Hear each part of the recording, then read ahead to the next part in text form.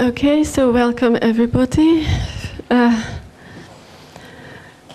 And on the second day of our conference, I would like to introduce our distinguished guest, Professor Henry Jenkins.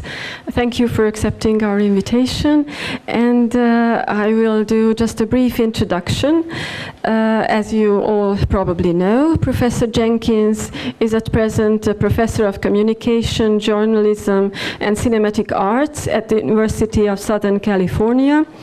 But he also spent a decade at MIT as the director of the Comparative Media Studies program, which he remembers very fondly in his online self-presentation, counting the creation of the Comparative Media Studies graduate program as one of his proudest achievements.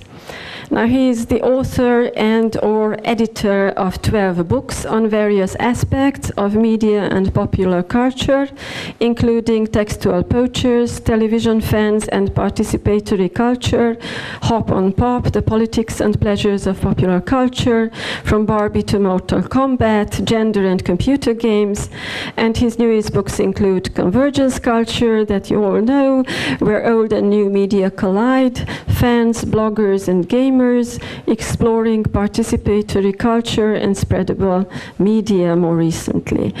He is also actively involved with several projects promoting new media literacy and the educational use of new media, as well as projects that aim building bridges between academic researchers and the media industry. Last but not least, Henry Jenkins is also an avid and prolific blogger. You probably all saw his blog, who describes himself as an echo fan, that is a hybrid creature which is part fan and part academic, declaring that the goal of his work has been to bridge the gap between these two worlds, taking it as a personal challenge to find a way to break cultural theory out of what he calls the academic bookstore ghetto and open up a larger space to talk about the media that matters to us from a consumer's point of view.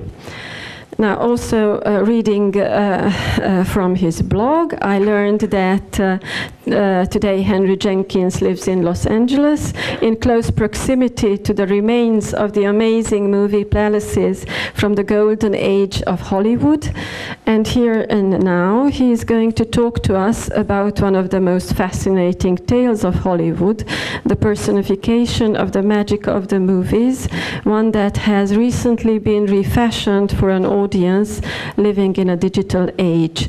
I'm sure his presentation will be enthralling and exciting and much more than my introduction can ever suggest. The title of the presentation is What Oz the Great and Powerful Can Teach Us About World Making. Thank you. Thank you.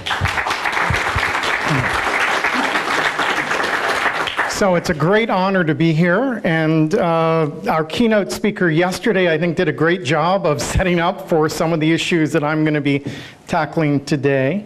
I'm looking forward to some back and forth with her and some of the other speakers on the plenary panel tomorrow.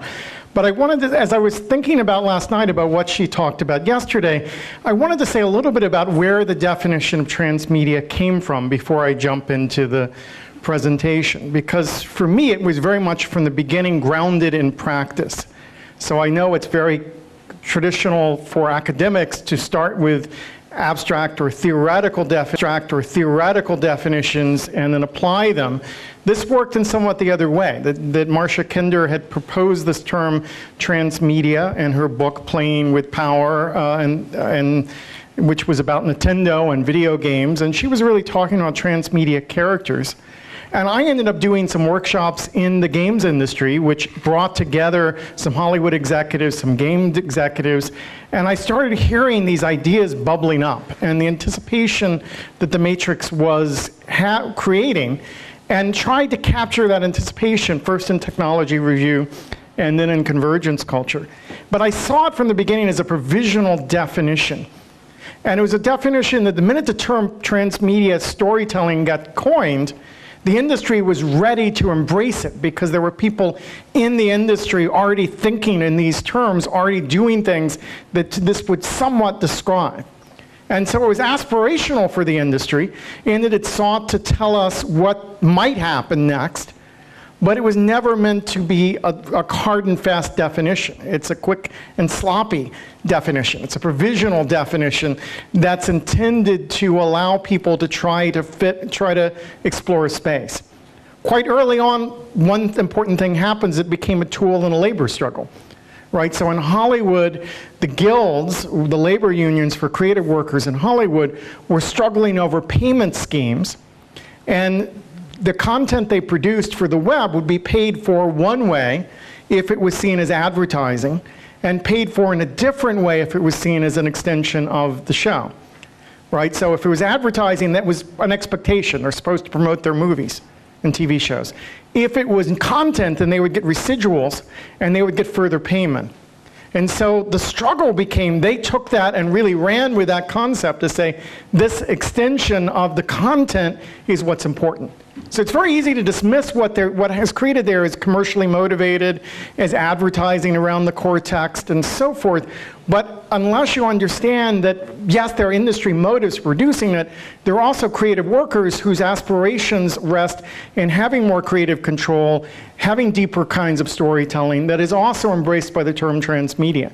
And so for them, the same text, the struggle over, is this a commercial promotion or is this a textual extension, has very material consequences for the people involved in that struggle. And so once that happened, and once I started seeing people trying to create stuff that they call transmedia that might or might not align with my initial assumptions, the more clear it became that I felt we needed a flexible, sloppy, imprecise definition during a period of innovation and experimentation, rather than a theoretically precise academic definition. So I'm quite prepared to say Dr. Ryan is right to say that there are very few cases of transmedia that purely meet the definition in convergence culture. That's very different from saying there are not a lot of things that are created in the name of transmedia that are innovative, interesting, creative, groundbreaking, and that are part of a struggle to reimagine what narrative is going to look like in the 21st century. So I said yesterday I thought her conclusion was one I fully embraced, and it is. But I want to do it with the provision that we understand that in my work it's very important not to have a precise definition, but instead something that's much more open-ended. So just a clarification. The talk I'm going to do today is again something I'm still working through. So I fall back on the academic cliche, it's a work of progress. It's scarcely a work because no words are on paper yet, but I'm going to talk through some ideas I've been experimenting with as I talk about this film, Oz the Great and Powerful, and use it as a point of entry into thinking more broadly about the Oz franchise, or the Oz phenomenon, the Oz text, whatever we want to call this thing, and world building more generally. I'm going to begin with a quote from a comic book based on the Pacific Rim that I would say is a good example of some of the potentials of transmedia. This is a comic that tells the backstory in anticipation that we will read it before we go into the theater and see Pacific Rim, the movie. Right? And the author of the comic writes, "The story is in the world, not the other way around. That is to say, a world is big and hopelessly uncontrollable. It spills messily outside the edges of any one story. The challenge of genres like science fiction and fantasy is to not only spin a good tale, but to invent for that tale an imagined backdrop that seems to stretch clear into the horizon." So that's a kind of interesting theoretical statement from an artist's point of view. What is it the world allows you to do? How does the world relate to narrative?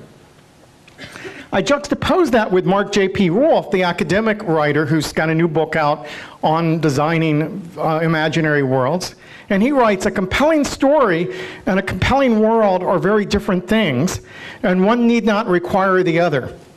At the same time, it is usually story that draws us into a world and holds us there.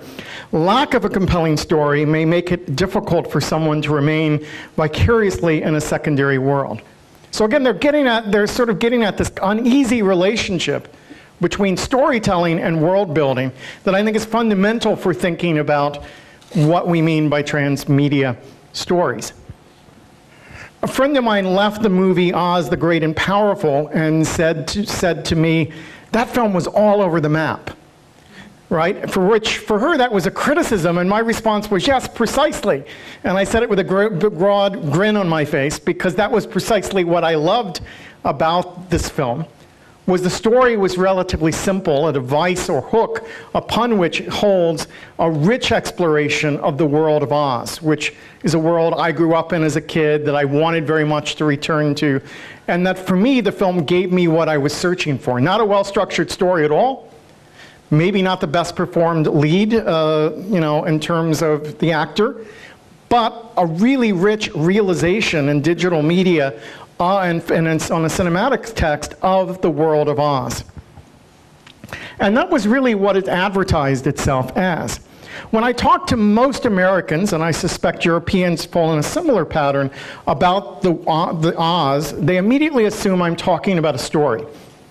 The story that's told by the MGM musical, the story which is derived, as this image from publicity still suggests, from the first book that Baum wrote, introducing us to the world of Oz. But I want to argue that Oz is a particular kind of text, which is very much not a single narrative, but a series of narratives that unfold across a particular space, a particular imagined fictional universe, and that it's much more productive to think about Oz as a world than it is to think about Oz as a story.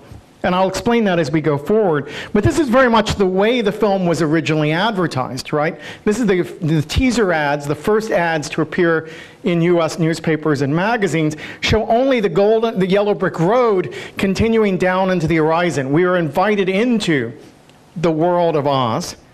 As the story, a second ad campaign came out and gives us a broader glimpse of the Emerald City and the wizard's balloon, which is emblematic from the MGM film.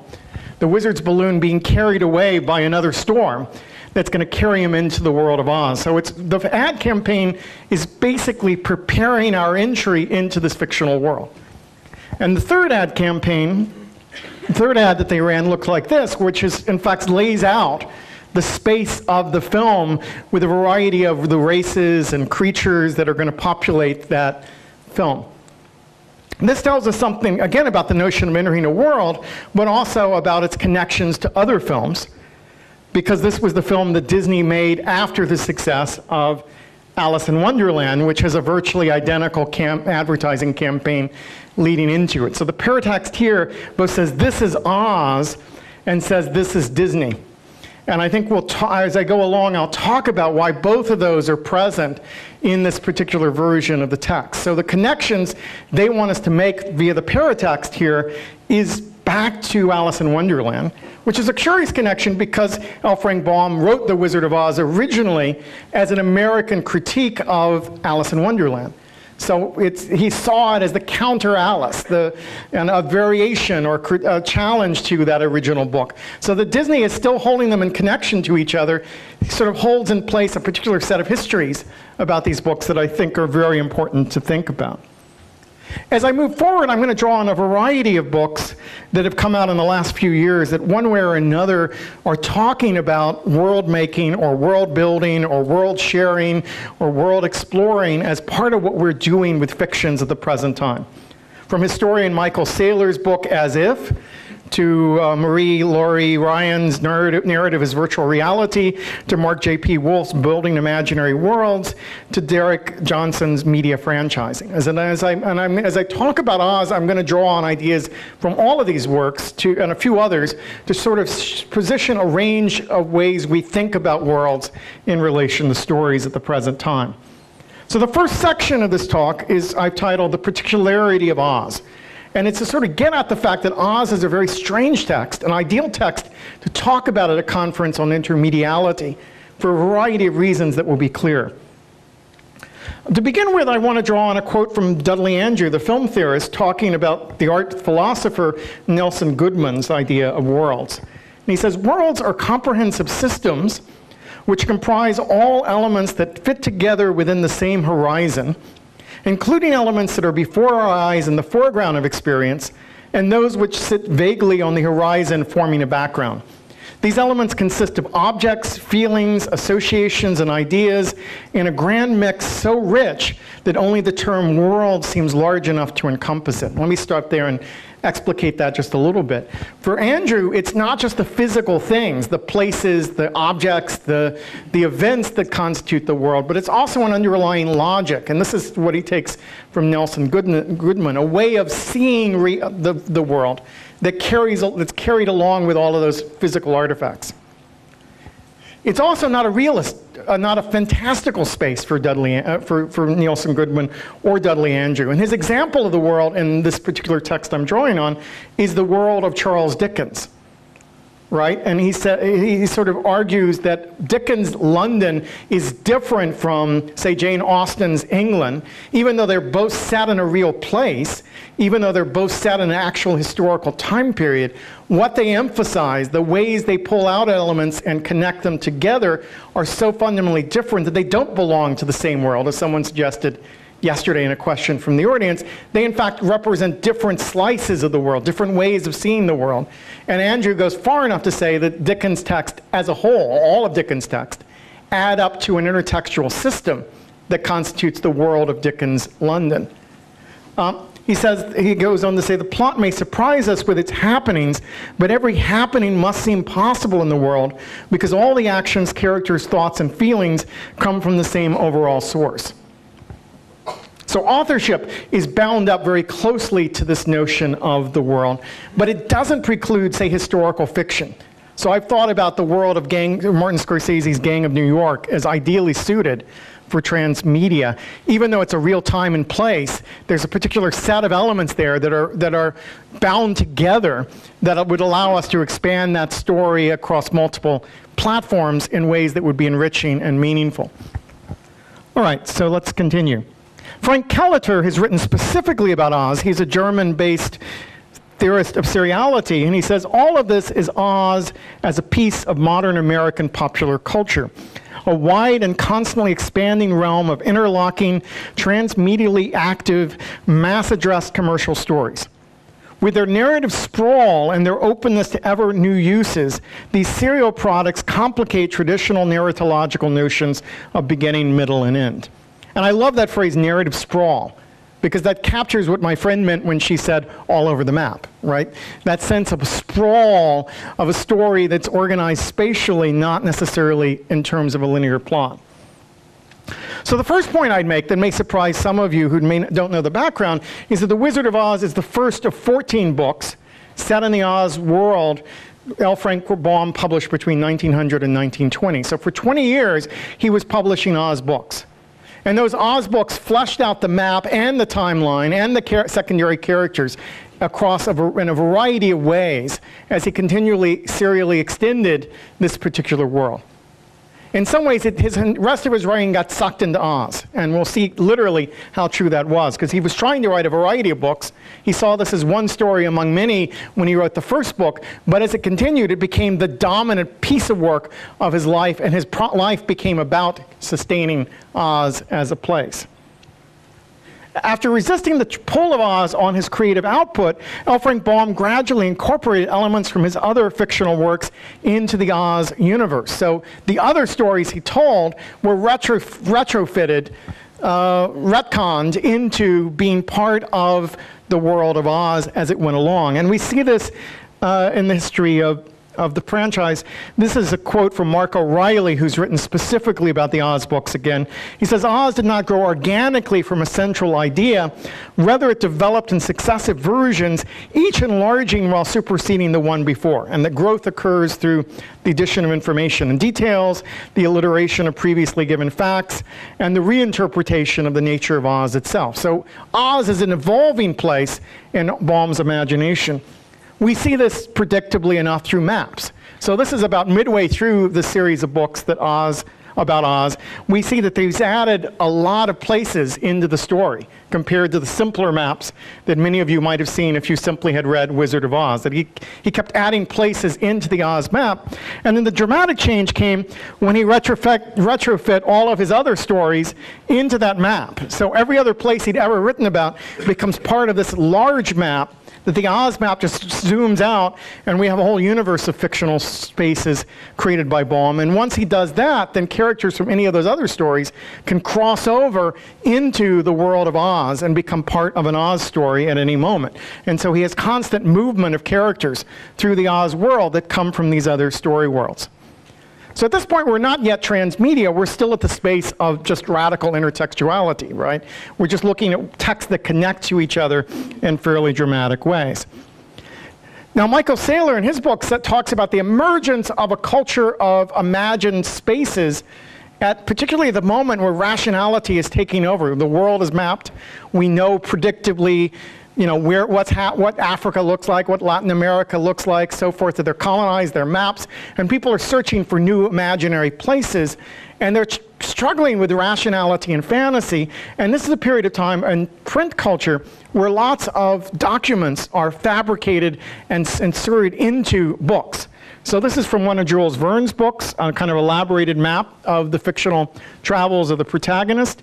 This is the map Robert Louis Stevenson drew of Treasure Island for that book. Our writer Haggard, for She and King Solomon's Mine, literally recreates our fictional archaeological finds to document the ancient society that he's writing about, photographs them and inserts them into the front piece of this book. And this is Arthur Conan Doyle in costume, performing one of his characters to document the reality of the character as it exists in the story. So this is probably multimedia in the sense we're combining pictures and text together to tell a story that's layered, that we're documenting or describing this world and trying to make it seem as real as possible. Here, I can't be traveling through Transylvania without thinking about Bram Stoker, but Bram Stoker's Dracula took the epistolary novel that had been earlier, adds to it things like transcripts of tape recordings, right? So Stoker is interested in media and the textual artifacts of media woven together to create a kind of story that's composed of multiple kinds of text, but all in the pages of the book, just as today we might put multiple media all in the boundaries of an app. Right? So we can understand the maps that Baum is creating is part of this larger process in literature in the early 20th century, late 19th century, to extend into other modes of representation, the stories that they're telling. All right, so Derek Johnson, in his work, is talking about what he calls world sharing. And he's interested in the production context where the idea of a world takes over and gets used, how it's negotiated, not by a single author, but by multiple authors who have to work on the same franchise. And he's using the example of Battlestar Galactica, which he talks about the ways the text of Battlestar are negotiated by multiple authors, and the ways that in fact, they can never come together coherently because these multiple authors are working in multiple industries with multiple agendas. The discontinuities are going to be more likely than continuities, even with the best of documentation and the best of desires to create things. But he also talks about Battlestar Galactica as over-designed in the sense that visually it communicates more information about the world than the scriptwriter, say, wrote. That it's visually, the production designer, the art director, the costume designer takes on a greater and greater authorial function.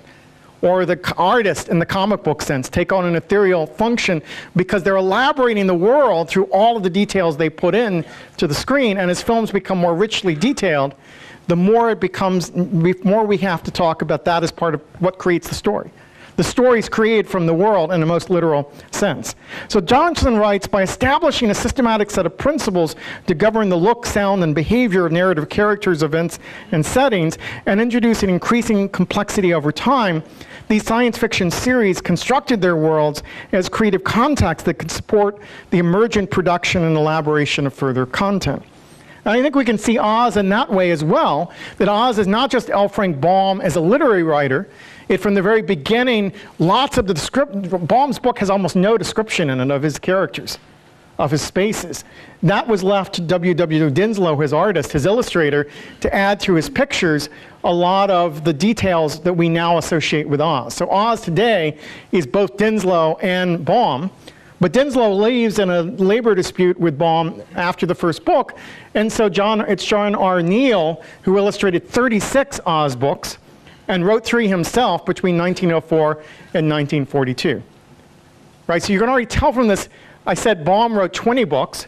We're already well beyond Baum's authorship, and his illustrator is in some ways, after Baum's death, becomes the custodian of this world called Oz, that other people are unauthorized editions are continuing to write in, and it continues over time. So Ruth Plumley Thompson officially continued the Oz books after Baum's death, adding another 19 books, ending in 1939, and she was followed by a range of other authorized writers, with the official series only concluding in 1963. So if we think about the text of Oz, it's a text that's written over 60-something years, right? That by many, many authors writing it, much the way, no television series lasts that long, but the idea of trading off showrunners on a TV series is very much how to think about what's taking place during this period. All right, Marie Laurie Ryan writes in her work, in the metaphor of the text as world, the text is apprehended as a window on something that exists outside of language and extends in time and space well beyond the window frame. The idea of the textual world presupposes that the reader constructs an imagination, a set of language-independent objects, using as a guide the textual declarations, but building this always incomplete image into a more vivid representation through the import of information. So if we think about what I'm describing, this world is continually getting better and better in focus. More and more details are being given to us about this world over time, and our mental pictures are adjusting. If you're growing up reading the Oz books, as there were many generations of kids did, their mental picture is adjusting to that information. Much the same way a current generation grew up reading the Harry Potter books, right?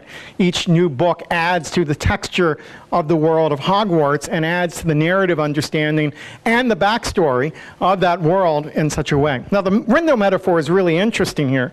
I have this window from the MGM film, but in the books themselves, there is Ozma, who takes over Oz after the wizard, has a magic picture window that allows her to see any space in Oz as a world and observe what's taking place there. And that becomes a narratological device that Baum uses quite often in the later books to describe this. So he literally is thinking about a window onto a world in terms of the story and the narrative. So Mark J.P. Wolf takes Ryan's notion and adds to it. He says the notion of transmediality suggests we are vicariously experiencing something which lies beyond the media windows through which we see and hear it, since it posits an object that can be seen and heard through different windows, and one that is independent of the windows through which it is seen and heard, even though it exists only in mediated fashion. So he's saying a transmedia just takes that notion of the window in the world and really expands the number of different kinds of windows or ways of looking in we have to think about this world. Now, I would argue that the Oz books from the very beginning were multimodal in the sense that they combined text and images in really powerful ways. And the relationship of text and images opens up some of the things we associate with Oz. So it's often discussed MGM's choice to film the Kansas parts of The Wizard of Oz in black and white, and the Oz parts in color is predetermined by the books, where the early illustrations are in black and white, and when we get to Oz, the illustrations are in color. So even formal practices carry over from the books into the film that are created at that interface between words and pictures. But more than that, Baum himself was, depending on our vocabulary, a transmedia or intermedia artist who personally extends the Oz universe beyond the books. So at one moment in time, there are 2 rival comic strips in American newspapers set in Oz, one written by Baum, the other illustrated by Dinslow. So when the artist and writer split, their creative control split, and there were 2 versions of Oz existing simultaneously in comics. Baum, meanwhile, moved to stage plays and began creating stage plays. Some of the stage plays were simply adaptations of the Oz books. Some of the stage plays precede the Oz books and are novelizations, and some of the stage plays follow parallel paths, right? That they don't actually, they're different ways into this world, that stuff becomes part of the continuity of Oz, but it's not, in fact, simply a simple matter of adapting a story to another medium. And then Baum creates his own film production company, and begins making films. Again, some elements borrowed from the books, some elements introduced to the world through the films, so that he's continually adding new layers across media using the media technologies of his time. So I said yesterday in response to Ryan's talk that I would never say transmedia has to be digital. This is a great example of early 20th century forms of transmedia storytelling, or at least transmedia world building. And we can decide, there's not a lot of causal connections across these stories. They're parallel stories, but they're part of the same world. So we'd have to think vocabulary-wise how we want to describe that. But it's definitely what's going on here.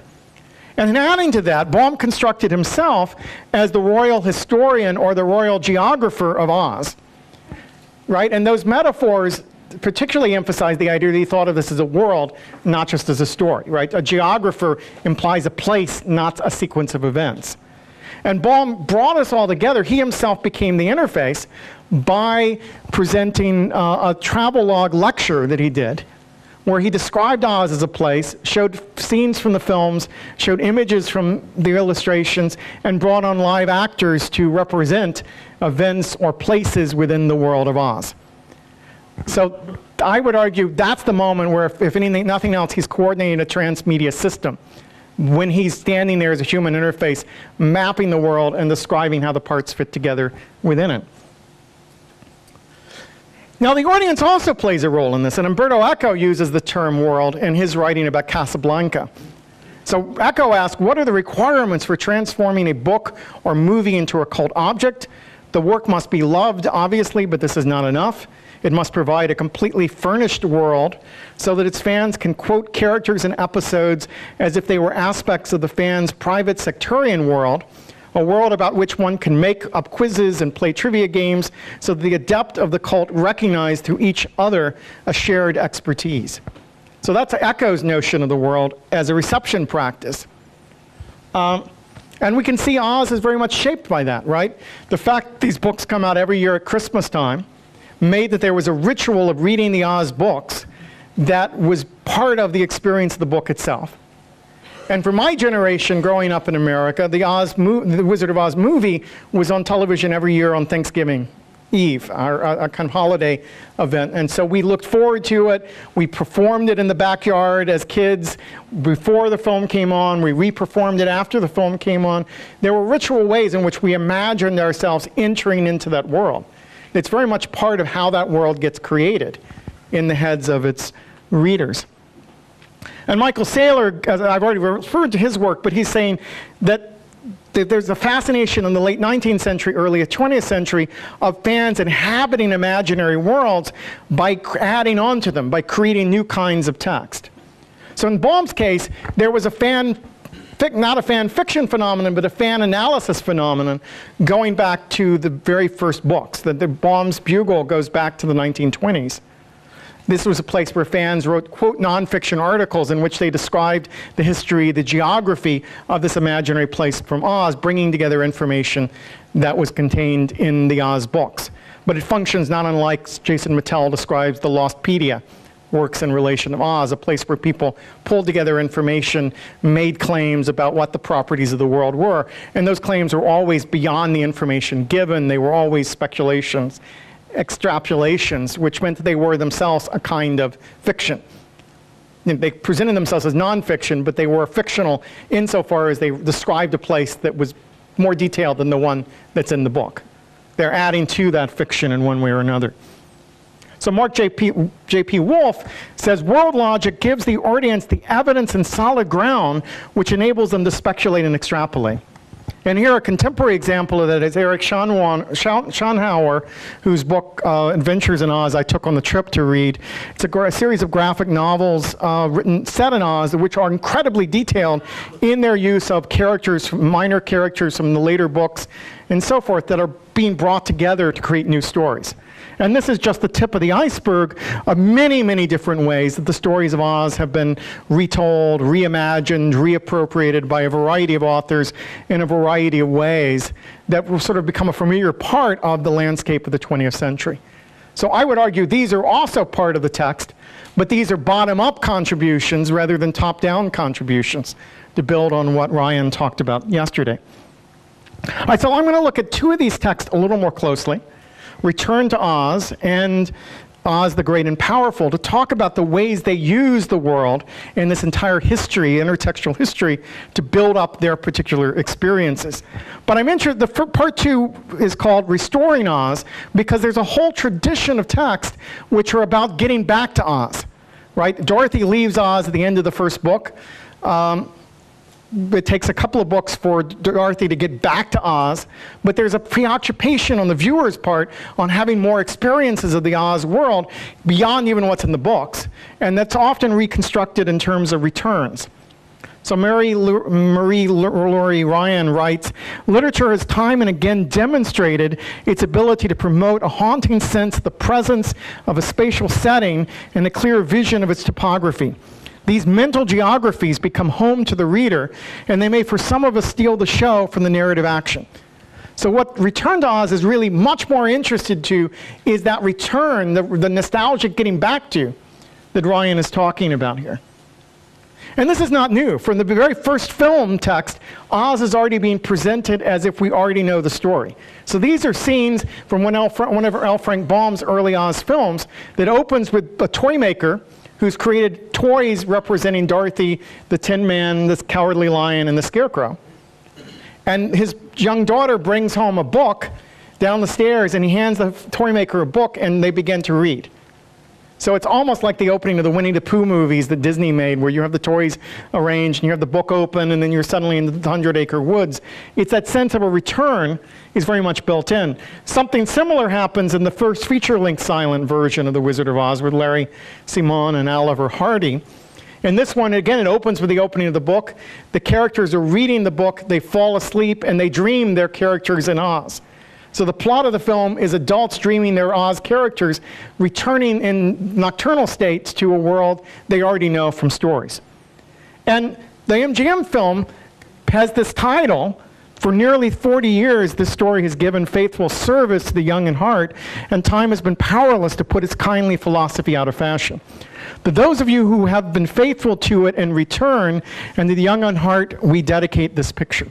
So again, the notion of a return, a giving back, a restoration is built into the way the Oz text gets experienced. We see from the very beginning of Return to Oz, this is the house that we saw carried away by the tornado and dumped in on top of the Munchkin land, being rebuilt by Uncle Henry at the very beginning of this film. So they have no house, right? They've got to rebuild it. And that's a background detail, but an important one that connects this narrative back to the sense of the world needing to be restored. By the time Dorothy in this film gets to the Emerald City, we see that the yellow brick road has been broken apart. It's it's no longer functional. The city is drained of its color. There's graffiti scrawling on the walls. Rust is covering the gates. Plant life is growing up around it. So this is a world that has to be brought back into the state we remember from the Wizard of Oz films. That's very much a part of the experience here. Now, an interesting sideline on Baum that I haven't alluded to yet is that before Baum ever wrote a single children's book, he wrote a book on the art of window dressing. Right? His original career was designing display windows for department stores. Right? And he had a theory of how you took objects to construct scenes and how you use scenes to evoke stories. So he was interested in moving from things to stories, or from things to environments, that underlies the theory that he talks about in this book. So this idea of displaying a world of things was very much part of how he thought about Oz as well. And you can think of all the mechanical men and reanimated objects that are there alongside the mannequins and automatons that he put in the display windows of these shopping complexes when he was doing that kind of work. And we see those same kinds of displays function throughout Return to Oz, where we see there's a treasure room where she's got to figure out which gadget contains the souls of her various companions. We see a display room, almost like a museum she wanders through, which is where Mombi the witch keeps all of her various heads. That Mombi collects heads from various people, keeps them in these windows, and takes them out periodically and changes her identity by putting on heads. But these are experiences like wandering through galleries or displays. And a key moment comes where she finds this attic where we see the first glimpse we get of Scarecrow and Tin Woodsman in the film, and the Cowardly Lion down at the bottom, is framed as pictures, dusty, covered with cobwebs in the attic. And this is where she meets the Gump, another key character in this particular narrative. So the idea of the attic as a storage space that we have to rummage in to dig up old things becomes part of the structure of that film. Now, as the film gradually introduces other characters from the repertoire of the Oz books who were not part of the MGM film. And so what we're seeing is this potential of expanding the Oz universe with these various other characters, Jack Pumpkinhead, and so forth. And at the end of the film, as Oz is restored, it's celebrated by a parade where if you look closely and you're a Baum buff, you can see all kinds of other characters from the other books begin to appear. And there we see Father Christmas, who is one of those characters that Baum wrote about in another book that got folded into the Oz universe. So even the extended Oz universe is there in the parade at the end of Return to Oz.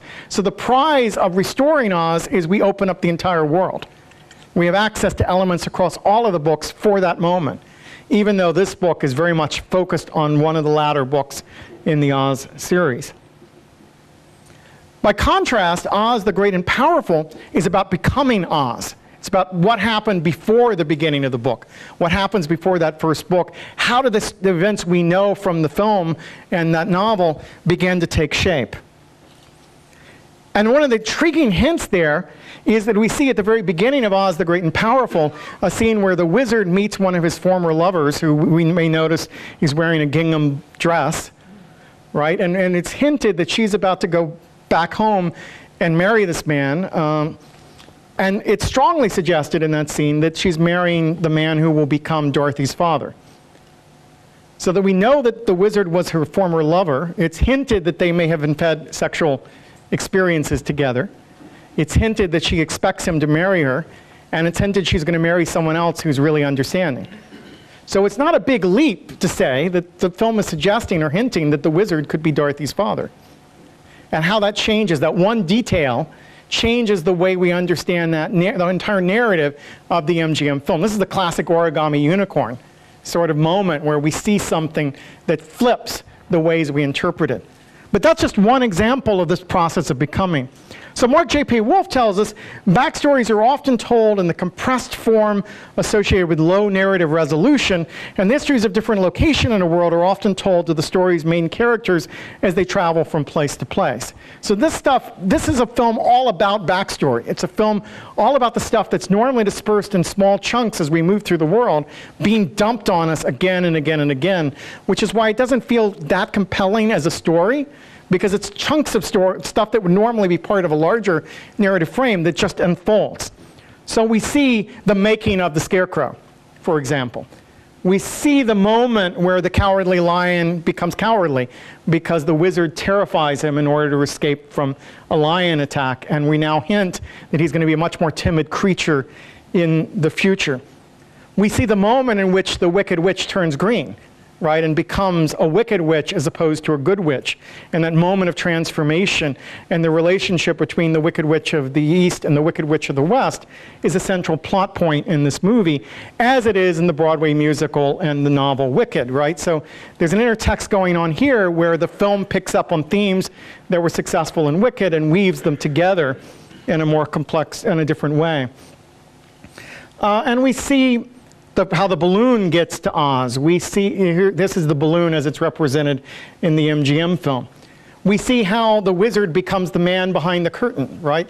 So we're watching a process of these characters move into place. So the finality of Great and Powerful is the moment when we're got everyone where they need to be for the Wizard of Oz to begin. And it's about rearranging the pieces more than anything else. And it's particularly fascinated with the wizards learning to use the late 19th, early 20th century technological wonders to astonish, to become a wizard whose power is an illusion and spectacle. And so we introduce this race called the Tinkerers, who have very little reference points in the books, but are become to help him as engineers figure out how to construct the illusions which will dissipate the witches, which will astonish the commoners, which will put him into a position of power. Now, beyond restoring Oz, what Great and Powerful does is tours Oz, right? It treats it as a place we travel through. Marie-Laurie Ryan tells us, unable to provide a panoramic glance, the text sends its readers on a narrative trail through the textual world, guiding them from viewpoint to viewpoint and letting them discover one by one the salient features of the landscape. And that's very much what this film is doing. It literally takes maps, and we see moments where we're reading those Oz maps yet again in the film. But from the very beginning, it's about a journey that travels down the Yellow Brick Road that connect these various spaces together. And it's very much about opening up the spectacle of Oz, mapping the space, showing us parts of the world that are in the books that are not featured in the MGM film in one way or another. And this creates that space where Robert Stromberg, the production designer, makes a number of active choices from the menu of options of previous Oz text about what he's going to use here and how he's going to use it. We've got much more information in this text than we could possibly put on the screen, as richly detailed as this film is. And one of the choices he's making is between Art Deco and Art Nouveau, right? So, and he tells us that going back to, he doesn't make this reference, but you can see Art Deco is the look and feel of the MGM musical. It's used very extensively there. And for him, he wants the world of the Wicked Witches to represent that Art Deco look. This is the Emerald City. This will be the space that the wizard will ultimately occupy when he displaces the witches. And he really has built a kind of modern Deco masterpiece, I think, in terms of the city. And the Deco green details are everywhere to be seen in this film. By contrast, Return to Oz put it entirely in a world of Art Nouveau, right? That it's trying to construct the world where Baum wrote the story in, not the world that the MGM film was responding to. And so Nouveau is also very much part of the history of this text, but it's here, it's put into the world of Glenda the Good, so that we see a much more Nouveau style castle when we see Glenda the Good. Now, part of what takes place when we think about what the authorship means in this world is that part of what the new author, Sam Raimi, has to do is authenticate his connection to the Oz world. He's got to demonstrate this really is Oz. And I'm arguing that that's a kind of performance of authorship where he has to present enough examples of the Oz connections intertextually for us to accept this place really is Oz as we've experienced it in the past. And it's interesting, the film itself opens with metaphors of performance. We have an opening curtain, we see a variety of gizmos and amusements and optical toys from the late 19th century, and we're traveling into the world that opens finally with the carnival and the wizard at the carnival. And so what we can see is that each subsequent film borrows selectively from previous Oz text in order to make those connections. None of them can represent it all, but they all revoke back. So here Ozma's headdress, this is the above pictures from one of Baum's original films. We can see that they literally went back to Baum's film as the reference point to design her headdress for Return to Oz. Return to Oz also revokes the MGM film, because in the original books, the slippers are silver. In the MGM film, they're turned to ruby. So any reference you see to ruby slippers is actually evoking MGM, not Baum. And so here, Disney, probably without permission, copyright-wise, adds the ruby slippers into the story. And indeed, what we see as we look to the Great and Powerful is again and again, it evokes moments in the MGM films. It can't legally do so. It doesn't own the rights to the MGM film. It only owns the rights to the Oz books. But visually, what I have in each of these pictures here, I'm going to flip through, are pictures that connect the look and feel of the new Oz film with the older film. This is all both from The Wizard of Oz originally, where the combination of black and white is part of the visual vocabulary of it. And again here, we move from black and white and from small screen to widescreen. At that moment, the wizard moves into the world of Oz, clearly an evocation. Or the end title on The Great and Powerful has the rainbow, which is sort of evokes somewhere over the rainbow image. There's not a lot of rainbow imagery in the original books. This is really a tie back to MGM.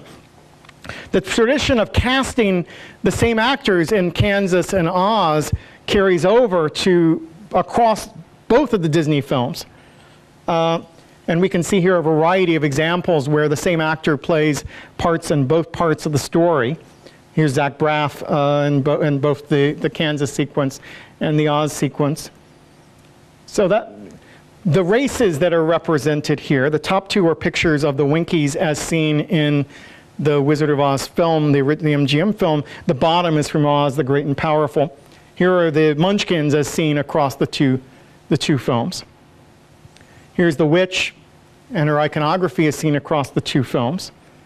Here's Glinda the Good and her bubble as they appear across the films. This kind of swirling space at the beginning of the Yellow Brick Road, which Baum never mentions, occurs in both the MGM film and the new film.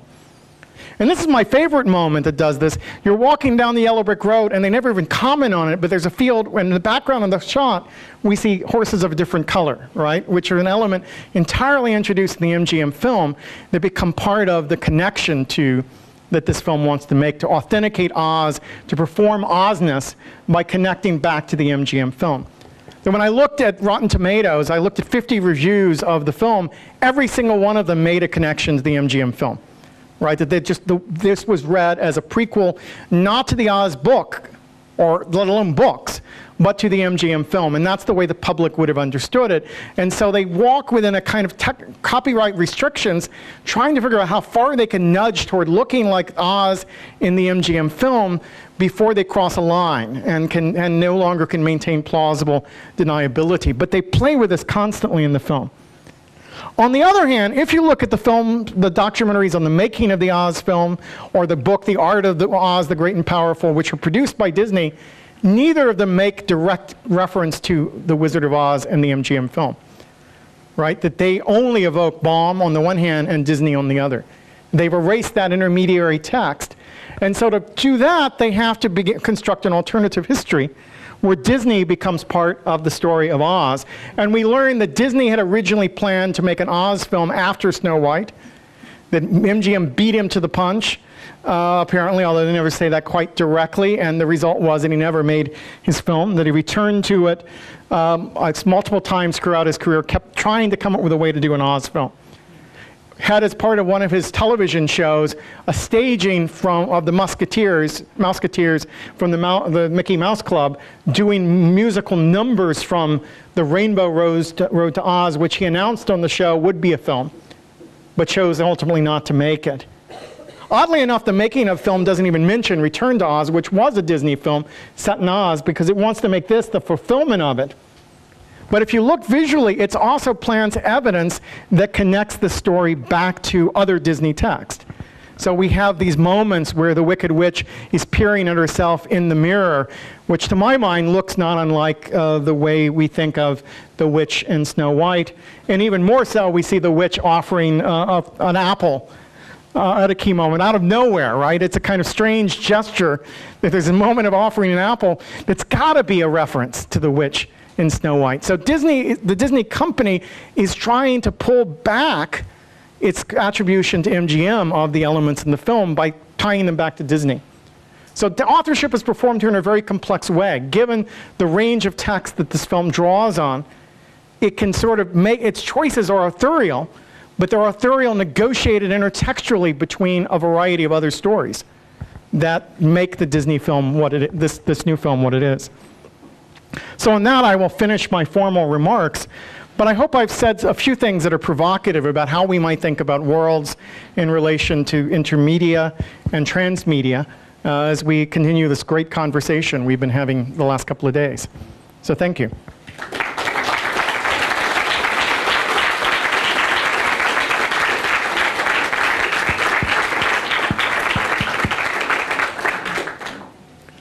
So I guess I will see what questions there may be out there. I'm sure I said something that will provoke someone in this room.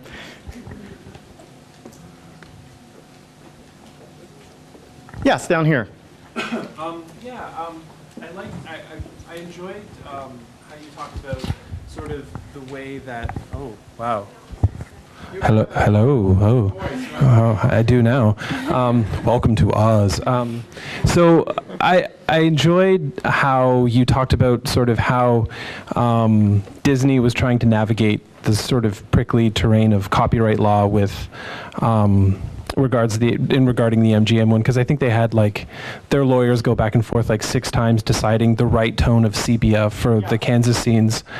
My question, though, kind of related to that, is where do you see sort of the world making that was happening in sort of the soundstage kind of theatrical times where the MGM Oz was filmed versus sort of now where you have world making being CGI and green screen, and what maybe the implications of that might be to, I guess, your paper? So I guess you pass it back to me. Oh, here's another one. Great. Okay. That makes it easier. So the question, I think that's an interesting one. Clearly, these worlds have different degrees of vividness, and we have to decide which side of that makes things more immersive, right? They've recently, in the US, released the original Wizard of Oz in 3D on IMAX screens, right? And I'm not convinced that the film would hold up to that. I mean, I found after growing up watching that film on television, that even seen on the big screen, we saw seams and details that, that got in the way of the fantasy. And as much as I love the back paintings, and then some of the stuff that's there, the performances are extraordinary in The Wizard of Oz, and no subsequent Oz film has ever come anywhere close to Ray Bolger or Burt Lahr's performances in terms of embodying these fantastical characters with very human traits. But there's a density of visual information in the new film and intensity of color that does create a much more immersive experience by some axes, right? And then I'm torn myself between those two aesthetics in terms of which one, as an Oz fan of long standing, I actually prefer. I think there are wonderful things about the new film. I wasn't disappointed in it. I was a bit disappointed in, the Jane Franco performance, but that's a different matter. Yeah, just a quick point. Oh, okay. Hello. I found it interesting because the new film, Alfonso Cuarón's Gravity, he talks about how with 3D technology, the best way to maybe proceed is to treat the whole thing as this immersive kind of visual event and maybe try and minimize narrative, or at least have a narrative that might, as you say, be moving across a map and not, or maybe be easy on plot, but not try and do something that what I think a lot of 3D films still try to do is have a real kind of big elaborate story and not really use the technology as it, I guess maybe as it should be used to try and immerse people into. Yeah, and Gravity makes choices like having more or less real time throughout that really intensify that sense of being there in that film. And something like the clarity with which we see Earth, the flattening of space, is actually one of the more spectacular things of Gravity, because we move far enough from Earth's atmosphere that it seems pristine to us from that angle. And we've seen that photograph from the actual astronauts. But there's something about using 3D to reduce spatial distinctions and close the gap rather than open them up that I think Gravity does a particularly strong job with. I wouldn't say that 3D is a particularly strong point of Oz the Great and Powerful. It's more hack work, unfortunately. There have been a number of great 3D films since Avatar, I'd argue. Life of Pi makes incredible use of that medium.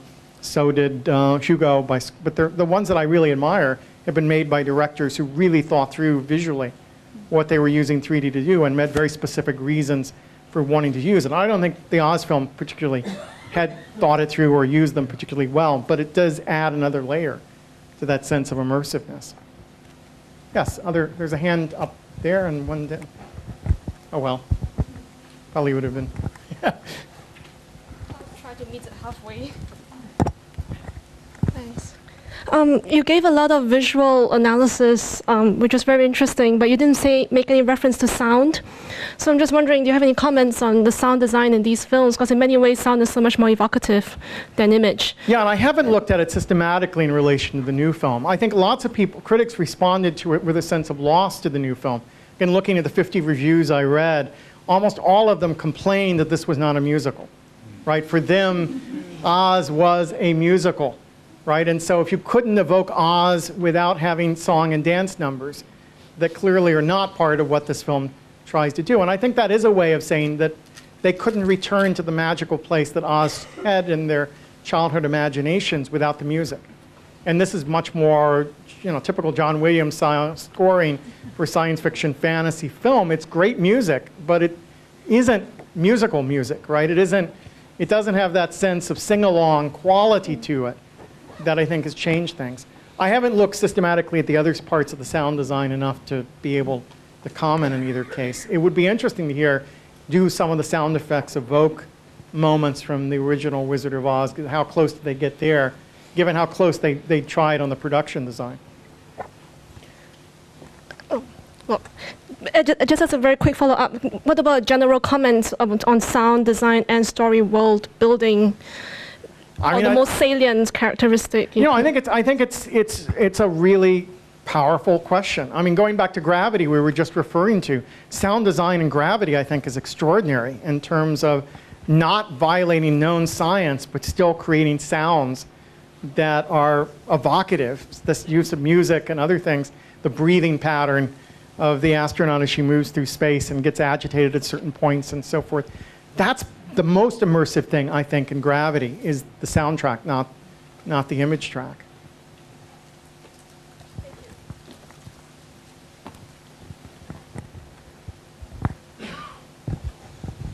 Yeah, what I find most fascinating with this idea of world is the essence. You speak of the Ozness of Oz, and you also mention there are some limits that cannot be transgressed, otherwise the spectators or the readers will say, this is not Oz, this is something else. Like not every story that takes place in Kansas is part of Oz, or even the name Oz is not enough, because there is this TV show, Dr. Oz, in the States that is not part of Oz. So what for you, what is the essence of Oz? What does it take for a world to be recognized as being Oz and not merely as a homonym? Yeah, I mean, I think that's a really interesting question. And I'm not sure I have yet myself drilled it to an essence, even though I spent a lifetime reading these books and watching the MGM film. Because Oz itself is so vast as a text, and is full of contradictions as Baum adds new elements that don't necessarily add up to a coherent continuity, that every text selects from Oz, it doesn't totally reproduce Oz, right? You can't capture all of Oz in a single text. There's no moment where there's a text that everything's there. And so it's a mixture of elements. It's a logic, going back to Dudley Andrews' sense, as much as it's anything else. And for me, some of the versions don't capture it. There's a sense of whimsy on the one hand and political satire on the other that makes Baum's books distinctive from other books, let alone other books in the Oz series, let alone other media representations. And none of the film versions have captured the sense of whimsy that Baum in his most strange captures, right? That the hungry tiger who is guilt-ridden because when he eats meat but can't help but eat meat in order to survive, that's a kind of Gilbert and Sullivan character that who's caught up in all these logical binds that we've never seen actually on the screen. Or there's a King Doe character who's a gingerbread man who has to sprinkle flour everywhere he sits or he's going to stick to the furniture. These kinds of details made Oz for one generation and aren't at all part of the way we think about Oz, having grown up mostly thinking about it through the film, because the film doesn't include any of this stuff. We're going to see what makes Oz Oz, because now all of the Oz books are in public domain, and there are now 5 different shows being produced for American television in the next 2 years, which borrow on the Oz oeuvre in one way or another.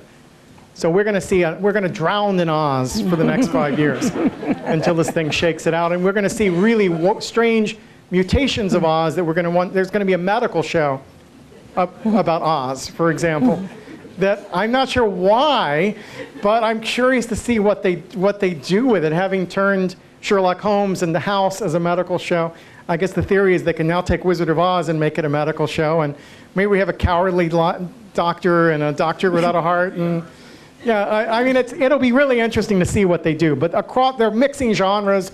There will be there's a Game of Thrones style version of the Oz books. There's a Star Wars version of the Oz books. I mean, there are all these different genre mixings. And I think we'll have a chance collectively to sort through which of those feels Oz to us and which of them do not. But they're all attempts to evoke some part of this large intertextual system that I still think is better described as a world than anything else. But it is a world that becomes less and less coherent the more text we add to it.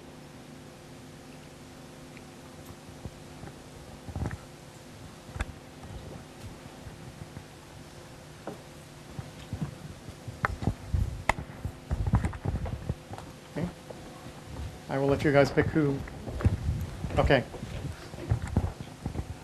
I grew up with the Oz books. My mum brought them from America to Australia, and you put up those hardcovers, and I had this pang of like nostalgia. Yes. But part of what I loved about them was that my mum had coloured them, like coloured in them, and then got in trouble and wasn't allowed to anymore. But there were these remnants of her colouring, and I just thought that was an unauthorized use of the book, right? That her parents were very grumpy about. Literally scribbling the margins. Literally. Just what Toe talks about. That historical kind of discovery you're doing about all these versions, what was the relationship between the unauthorized and the authorized versions? That's what I was really curious about. Like, were there a lot of things that Oz hated that were getting made? Like, what was coming out? So Alice in Wonderland, there were more than 200 unauthorized extensions of Alice published commercially in the first 20 years of the book's publication, because copyright was much looser then.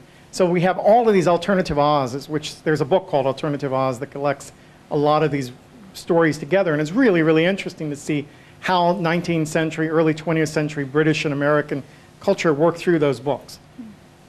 There's much less of that with Oz. I think copyright is already starting to be more rigid in the American context. And so most of the books I referenced until the very end of that outline of the Oz history were authorized books, right? So that it was like a showrunner passing a show off to another producer. When Baum dies, it's passed on to someone else. The exception is that struggle over the comic strip, where the illustrator and the author were both laying claim to Oz and both producing Oz at the same moment. And no one's done much with those. Those comic strips have just been reprinted by Sunday Press in this big book. And I have to say, I have not read through all of them yet myself, but they're very enticing to think through these questions for, because no matter where we go, one of those is probably not authorized. But we have to then decide who's the authority. In our culture, the author, the text writer, tends to control what happens, and the illustrator is treated as a secondary employee. But we can imagine a universe where the illustrator was as important to Oz as the writer was, in which case they're both authorized, they just don't agree. They're not coordinated in that way. But we know that the fan speculations in the Baum Bugle go way, way back and are kind of unauthorized text. And we know that by the time we get the last 20 or 30 years, there are many, many unauthorized text built on the back of Wizard of Oz, Wicked being probably the most visible of those.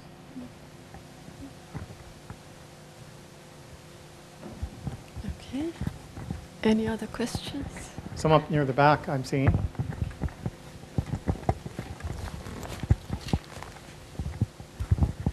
Sorry, it's not a question, it's a mere comment. I don't know whether you had the chance to look into the GDR translation of the Wizard of Oz, that are very, we censored, pro-socialistic, they're very educational, and basically over the rainbow and follow the yellow brick road becomes over the red brick wall. So it's transmedia and transcultural in a way that somehow intertwine and work together. Well, that's very much what happened with the Alice books, where they became pro-socialist, pro-capitalist, pro-feminist, anti-feminist. All different groups laid claim to them and revised them in many different ways. But I have not seen that text.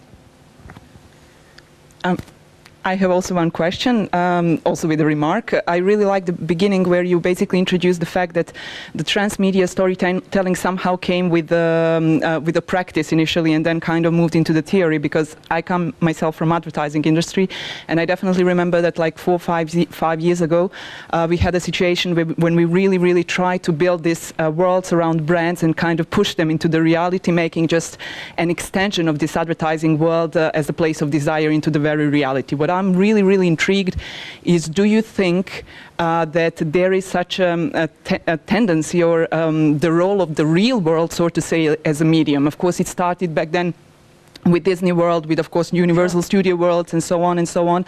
There is the latest, I think, viral video showing, promoting the Carrie movies by making a coffee shop as an extension of this movie world. So really wanted to, I think that back then, when we were working with it, it was really the matter of costs, but with the new technologies and so on, will reality become more of a medium for these worlds to penetrate into it? No, absolutely. I think we're seeing, it's long been the case that making of physical artifacts or objects carry knowledge and fiction.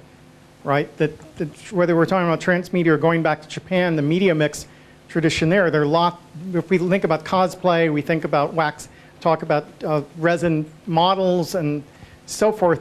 There's so many objects that are produced around fictions in the Japanese system, particularly, that become part of the story. And physical places everywhere can take on that resonance, either consciously in terms of they're restaging The Walking Dead for visitors to Atlanta now, right? That there's theatrical experience of The Walking Dead.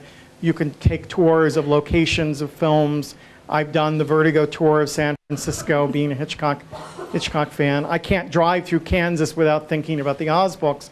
I can't be here without thinking about Dracula, right? That these are extensions of those stories that are an inescapable part of living in a world where stories get mapped onto the physical landscape. And often competing stories or multiple stories get mapped into the physical landscape in ways that we may be traveling through the same space and experiencing different stories. The other thing I'd say about the practitioner part of transmedia is that this is a conversation that continues. I wouldn't even make it a theorist-practitioner split. It's really an academic, non-academic split, because they're great vernacular theorists who are transmedia producers. The talk yesterday mentioned Lance Weiler, who I think is one of the smartest thinkers about what transmedia can be, who is a fictional filmmaker, independent filmmaker, who runs conferences. In the US, most of the transmedia events have been spaces where academics and industry people, creative workers, will talk to each other about these practices. They're almost never purely academic spaces where one only theorizes about what's going on. So to understand the American side of the transmedia discussion, one has to know that it comes out of a dialogue between theory and practice that shapes a lot of the choices those of us who are theorizing it make about how we write our accounts. Okay, I think we should stop here because our time is running out and we should not be late for the afternoon sessions. Thank you, Professor Jenkins, for this talk.